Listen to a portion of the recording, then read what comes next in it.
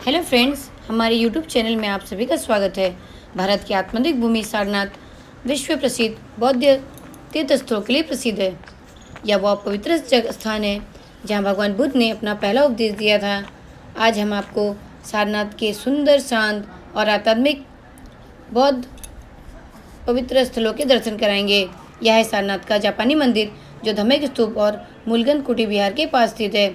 यह मंदिर पारंपरिक बौद्ध स्थापत्य शैली, झुकी हुई छतें और शानदार लकड़ी के काम के लिए प्रसिद्ध है, जो क्योटो की याद दिलाता है। यह मंदिर चंदन की खुशबू और भगवान बुद्ध की लेटी हुई मूर्ति के लिए प्रसिद्ध है, जो ध्यान और शांति का केंद्र है। इसी जापानी मंदिर के ठीक बगल में स्थित है विश्व शांति स्तूपा, जो एक आधुनिक बौद्ध स्मारक है। यह स्तूप अपनी शांतिपूर्ण वास्तुकला और विशेष रूप से अशोक स्तंभ की सुंदर प्रतिकृतियों के लिए जाना जाता है। स्तूप के रास्ते में आपको 4 सिंगों वाले स्तंभ की 2 शानदार प्रतिकृतियां दिखाई देंगी, जो भारत के राष्ट्रीय प्रतीक का प्रतिनिधित्व करती हैं। इस स्तूप के प्रवेश द्वार मध्य प्रदेश के प्रसिद्ध सांची स्तूप के प्रवेश द्वार की नकल है। अगला बौद्ध विहार है तिब्बती बौद्ध विहार। इस मंदिर में भगवान बुद्ध की एक विशाल लेटी हुई और एक बैठी हुई प्रतिमा है। मंदिर के बाहर प्रार्थना चक्रों की एक श्रृंखला है। इन्हें घड़ी की दिशा में घुमाने से आशीर्वाद और शांति का प्रसार माना जाता है। मंदिर परिसर में खुले प्रांगण में एक हल्का गुलाबी स्तूप है। यह तिब्बतियों द्वारा भारत सरकार के प्रति आभार व्यक्त करने के लिए बनाया गया था। मंदिर की दीवारों और छतों को पारंपरिक तिब्बती बौद्ध चित्रों और भित्ति चित्रों से सजाया गया है, जो देखने में बहुत ही सुंदर दिखाई देता है।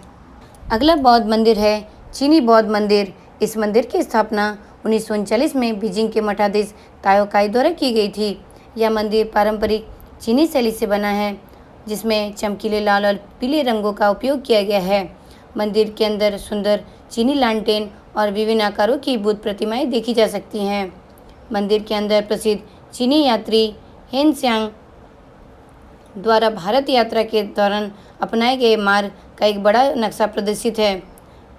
मंदिर की दीवारों पर भगवान बुद्ध के जीवन से जुड़ी घटनाओं को हिंदी, अंग्रेजी और चीनी भाषाओं में चित्रों और लेखों के माध्यम से दर्शाया गया है। यह स्थान मूलगन कुटी विहार और जापानी मंदिर के पास स्थित है। अगला बौद्ध विहार है मूलगन कुटी विहार, जो सारनाथ का सबसे आधुनिक और भव्य बौद्ध मंदिर है। इस मंदिर का निर्माण 1931 में श्रीलंका के बौद्ध भिक्षु अनागारिक धर्मपाल, जो महाबोधि सोसाइटी के संस्थापक थे, उनके द्वारा किया गया था। ये उसी स्थान की याद दिलाता है जहां बुद्ध अपनी पहली वर्षा ऋतु के दौरान ठहरे थे। महाबोधि सोसाइटी ऑफ इंडिया के माध्यम से इसकी देखरेख की जाती है।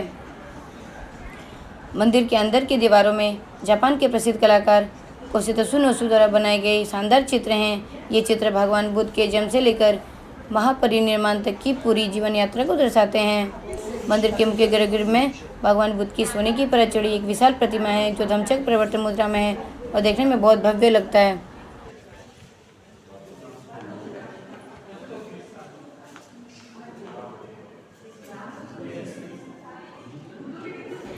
इसी मूलगंध कुटी विहार के परिसर में एक धम्मिक स्तूप है, जो सारनाथ की सबसे महत्वपूर्ण संरचना है, जिसे बुद्ध की पहली उद्देश्य स्थली माना जाता है। ज्ञान प्राप्ति के बाद भगवान बुद्ध ने इसी स्थान पर अपने पहले 5 शिष्यों को धम्मचक्र प्रवर्तन सूत्र का पहला उपदेश दिया था। इसका निर्माण मूल रूप से 249 ईसा पूर्व में सम्राट अशोक ने करवाया था। यह आकार में बेलनाकार है, जिसकी ऊंचाई 43.6 मीटर है। यह ईंटों और पत्थरों के मेल से बना है, जो सदियों बाद भी अडिग खड़ा है। यहाँ बौद्ध भिक्षु अक्सर सूत्रों का पाठ और ध्यान करते हुए देखे जा सकते हैं। ये सारनाथ की सबसे विशाल संरचना है और लगभग 128 फीट ऊंची बताई जाती है। इसी मंदिर के परिसर में बाहर की ओर एक विशाल बोधि वृक्ष है। कहा जाता है कि उसी मूल वृक्ष की शाखा से उगाया गया है, जिसके नीचे बुद्ध ने ज्ञान प्राप्त किया था। इसे श्रीलंका के अनुराधापुरा से लाया गया था।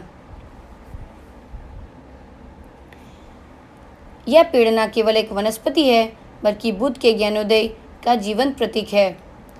यह पेड़ उसी मूल वृक्ष का वंशज है, जिसके नीचे भगवान बुद्ध ने बोध गया में ज्ञान प्राप्त किया था। टाइम्स ऑफ इंडिया के अनुसार सम्राट अशोक की पुत्री संघमित्रा मूल वृक्ष की एक शाखा श्रीलंका के अनुराधापुरा से ले गई थी। 1931 में महाबोधि सोसाइटी के संस्थापक अनागारिक धर्मपाल ने श्रीलंका के उसी पेड़ की एक शाखा वापस यहाँ आकर लगाई थी। यहाँ बौद्ध भिक्षु और पर्यटक शांति से बैठकर ध्यान में लगाते हैं और इसके चारों ओर कई देशों द्वारा भेंट की गई भगवान बुद्ध की प्रतिमाएं भी स्थापित हैं। मंदिर के मुख्य प्रवेश द्वार पर एक विशाल घंटा लगा हुआ है जो अपनी बनावट और गूंज के लिए जाना जाता है। यह विशाल कांस्य का घंटा जापान के शाही परिवार द्वारा मंदिर को उपहार में दिया गया था। यह मंदिर की शांतिपूर्ण वास्तुकला का एक भव्य आकर्षण जोड़ता है। इस घंटे की गूंज बहुत ही मधुर और गहरी होती है जो परिसर में शांति का अनुभव कराती है। इसके पास ही पीतल की तख्तियां पर बुद्ध के उपदेश और शांति मंत्र अंकित हैं जो विश्व शांति और सद्भाव का संदेश देते हैं। यह मंदिर आमतौर पर सुबह 4:30 बजे से 11:30 बजे तक और दोपहर के 1:30 से लेकर रात के 8 बजे तक खुला रहता है। शाम की आरती और प्रार्थना का अनुभव बहुत ही आध्यात्मिक होता है। इसी मंदिर के प्रांगण में सारनाथ के धम्मिक स्तूप के ठीक बगल में एक जैन मंदिर भी है जिसे श्री दिगंबर जैन श्रेयासनाथ मंदिर के नाम से जाना जाता है।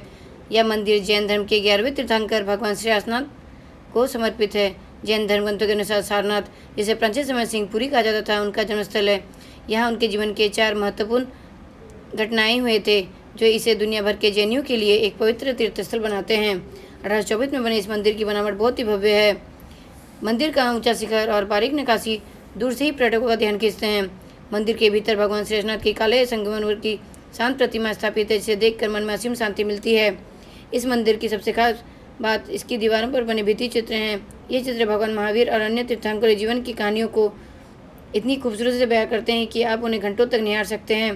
धम्मिक स्तूपा की भीड़भाड़ से अलग इस मंदिर के प्रांगण में एक अद्भुत खामोशी है। यहाँ बैठकर आप न केवल जैन धर्म को समझ सकते हैं बल्कि ध्यान का आनंद भी ले सकते हैं। यदि आप भागदौड़ भरी जिंदगी से दूर कुछ पल शांति और आत्मचिंतन में बिताना चाहते हैं तो सारनाथ की इन गलियों में एक बार जरूर आएं।